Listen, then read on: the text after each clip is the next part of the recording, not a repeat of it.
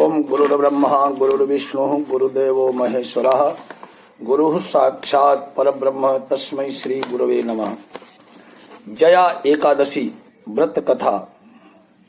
सर्वसिद्धि प्रदायक माघ मास के शुक्ल पक्ष की इस एकादशी का नाम जया एकादशी है।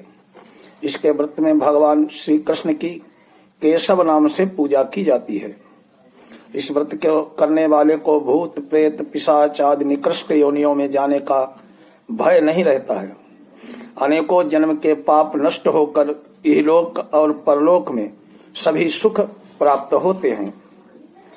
धर्मराज युधिष्ठिर ने भगवान श्री कृष्ण से कहा, जनार्दन, आपने माघ मास के कृष्ण पक्ष की षटतिला एकादशी का अत्यंत सुंदर वर्णन किया। अब आप कृष्ण पक्ष शुक्ला एकादशी का नाम क्या है? व्रत की विधि, उस दिन कौन से देवता का पूजन किया जाता है, विस्तार से कहिए। भगवान श्री कृष्ण बोले, हे पांडुपुत्र, इस एकादशी का नाम जया है। इसका व्रत करने से मनुष्य ब्रह्म हत्यादि पापों से छूटकर स्वर्ग को प्राप्त करता है। पिशाचादि योनियों से भी मुक्ति मिल जाती है। अतएव सभी को यह व्रत विधि पूर्वक करना चाहिए। अब मैं तुमको पद्म पुराण की एक कथा सुनाता हूँ। देवराज इंद्र स्वर्ग में राज्य करते थे। अन्य सभी देवगण सुखपूर्वक स्वर्ग में रहते थे। एक समय इंद्र अपने नंदन वन में अप्सराओं के साथ क्रीड़ा कर रहे थे। गंधर्व गान कर रहे थे। उन गंधर्वों में प्रसिद्ध पुष्पदंत और उसकी कन्या पुष्पावती तथा चित्रसेन और उसकी स्त्री मलिन भी थी। मलिन का पुत्र पुष्पवान और उसका पुत्र माल्यवान भी उपस्थित थे। उस समय पुष्पवती माल्यवान को देखकर मोहित हो गई और कामवाणों से चलायमान होने लगी। उसने रूप सौंदर्य हाव भाव आदि द्वारा माल्यवान को वश में कर लिया। पुष्पवती की सुंदरता को देखकर माल्यवान भी उस पर मोहित हो गया। ये दोनों कामदेव के वश में हो गए थे, परंतु इंद्र के बुलाने पर नृत्य और गायन के लिए तो आना ही पड़ा। उन्होंने अप्सराओं के साथ गाना शुरू किया, परंतु कामदेव के प्रभाव से उनका मन न लगा और अशुद्ध गायन करने लगे। इनकी भाव भंगिमाओं को देखकर इंद्र ने इनके प्रेम को समझ लिया और इसमें अपना अपमान समझकर दोनों को श्राप दे दिया कि तुम मृत्युलोक में जाकर पिशाच का रूप धारण करो, अपने कर्मों का फल भोगो। इंद्र का श्राप सुनकर ये दोनों अत्यंत दुखी हुए और हिमालय पर्वत पर पिशाच बनकर अपना जीवन व्यतीत करने लगे। रात दिन में उन्हें एक क्षण भी निद्रा नहीं आती थी। उस स्थान पर अत्यंत सर्दी थी। उनके दांत सर्दी से कटकटा रहे थे।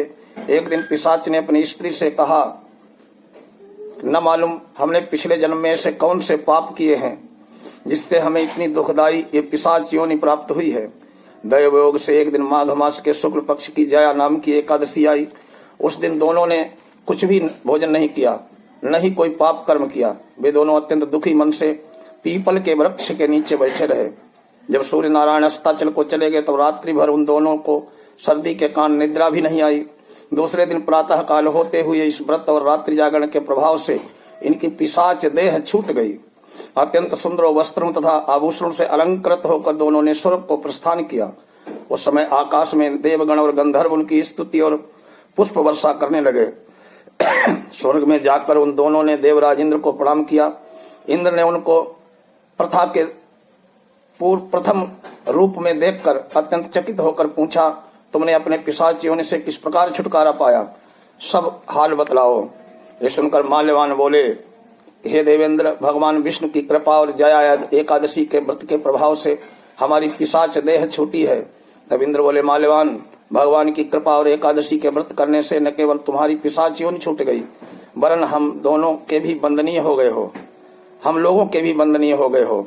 भगवान विष्णु और शिव के भक्त हम लोगों के लिए ही भी वंदनीय है, अतः आप धन्य हैं। अब आप पुष्पावती के साथ जाकर विहार करो।